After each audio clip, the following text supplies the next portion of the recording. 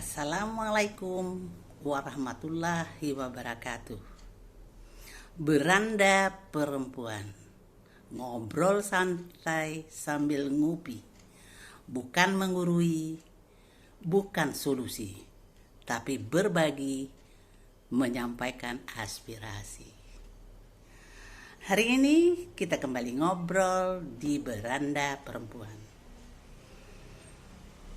Tema yang kita obrolkan kali ini adalah masalah bullying.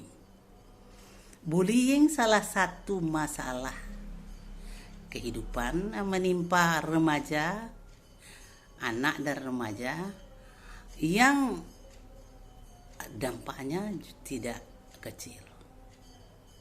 Nah, barangkali kita mulai banyak tidak memahami bullying itu apa sih gitu.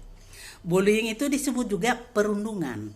Indonesia bahasa Inggrisnya bullying, di Indonesia kan jadi perundungan.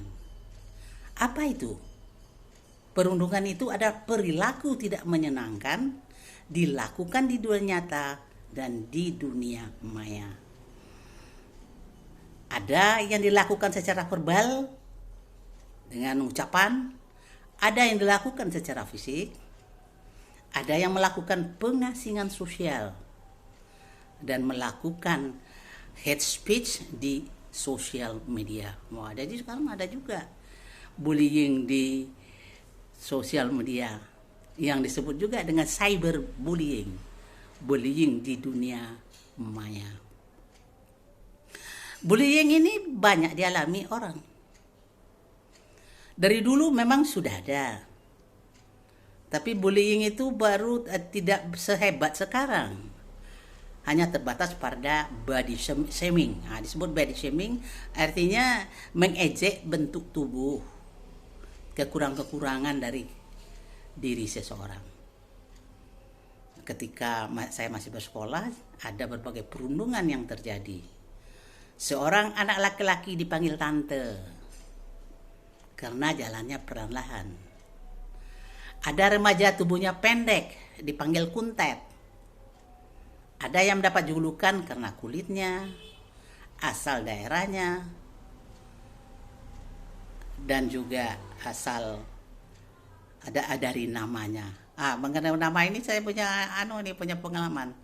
Jadi adik bontot saya di kandung ini, kami dari Padang, dikasih nama, dipanggil namanya Pengki ya. Di Padang tidak ada masalah kata Pengki. Kemudian dia pindah ke Jakarta. Pengki itu rupanya serokan tempat sampah itu. Habis deh dia dibully. Tapi untung dia adik bontot saya ini kuat. Dia tak terkapar karena dibully. Beberapa tahun belakangan ini kita teruskan barangkali ya. Beberapa tahun belakangan ini bullying makin memprihatinkan, terutama bullying yang terjadi pada anak dan remaja. Bullying tidak hanya di dunia nyata, tapi juga di dunia maya. Perundungan membuat seseorang merasa tidak nyaman, merasa sakit hati, merasa tertekan, merasa depresi, bahkan ada yang bunuh diri loh. Dan pelaku perundungan itu ada yang berupa kelompok dan ada yang berupa perorangan. Kemudian kita lanjutkan dengan bentuk-bentuk perundungan. Perundungan itu ada yang bentuk verbal seperti membentak, berteriak, memaki, bergosip, menghina, meledek. Nah, itu yang body shaming itu meledek bentuk tubuhnya. Kalau dia pendek disebut kuntet gitu. Jalannya perlahan dipanggil tante. Dan mempermalukan itu mempermalukan. Nah, itu bentuk verbal dari bullying. Ada lagi bentuk fisik, bisa memukul, menampar, menjorokin, menjambak, mencubit dan lainnya. Nah, jadi banyak yang ngalamin bullying dari pelaku bullying ini. Bentuk sosial seperti mengucilkan, membeda-bedakan, mendiamkan dan lain-lainnya. Jadi dia terkucil secara sosial. Itu juga adalah bentuk bullying. Nah, sekarang bullying di dunia nyata atau cyberbullying. Wah, ini yang paling menyakitkan, yaitu dengan melalui mengirim pesan yang menyakiti, menghina, mengancam, ada pesan teror, menyebarkan kabar bohong, mengubah foto yang tidak semestinya, perang kata-kata, membuat akun palsu untuk merusak reputasi seseorang. Supaya orang diperdaya untuk melakukan sesuatu sehingga orang menjadi malu. Korban perundungan merasa disakiti. Lebih ironis lagi, anak yang jadi korban perundungan sangat menderita.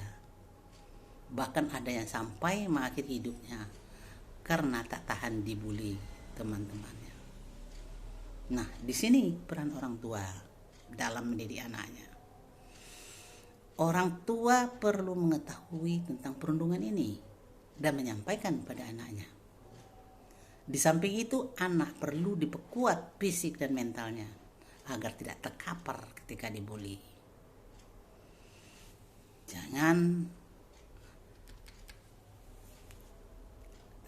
Orang tua tidak menambah pengetahuan tentang bully, karena sekarang dunia sudah berubah, sehingga tata pikir dan tata didik, pola didik juga harus berubah, karena ancaman yang diterima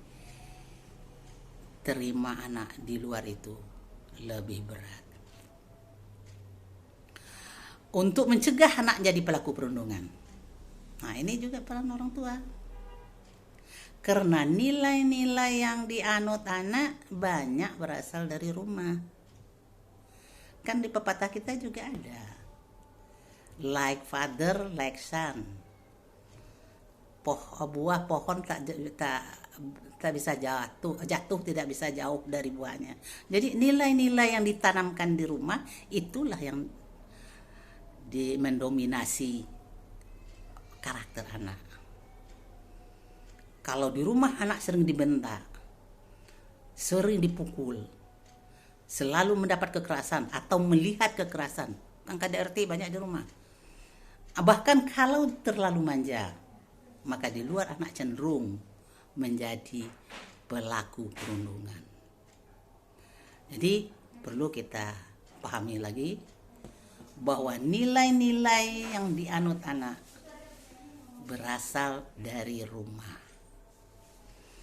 Orang tua perlu menanamkan nilai-nilai itu kepada anak, nilai-nilai personal, seperti nilai-nilai toleransi dan mengendalikan emosi.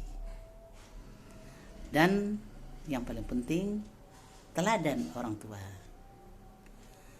Orang tua yang selalu melakukan kekerasan di rumah itu kan jadi contoh bagi anak. Nah, kalau mendidik anak supaya jangan keras dan kasar di luar, orang tua melihatkan teladan, memberikan teladannya. Misalnya kecil saja di rumah, orang tua itu harus menolak gurauan yang bermuatan olok-olok. Baik dalam bentuk fisik, keyakinan, tradisi, dan budaya orang lain. Orang tua perlu memberi contoh. Jangan menyebut anak dengan kata-kata yang menyakitkan anak, seperti manggil anak dengan panggilan si gendut, pemalas, pengantuk, si kusut, dan lain-lainnya. Jadi dalam rangka mencegah para remaja kita, jadi jangan melakukan kekerasan dengan bertindak sebagai pelaku perundungan. Orang tua sangat berperan mengubahnya, mempersiapkan anaknya. Begitu juga orang tua sangat berperan besar untuk anaknya tidak terkapar di bully oleh teman-temannya. Justru itu persiapkan anak kita kuat mental, kuat fisik. Dan di zaman ini remaja kita di luar sana menghadapi hutan belantara yang sangat banyak ancaman. Justru itu orang tua selalu mengawasi anaknya.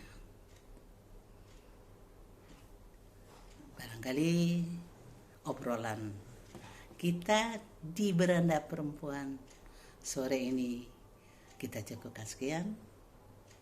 Sampai ketemu lagi dengan tema yang lain.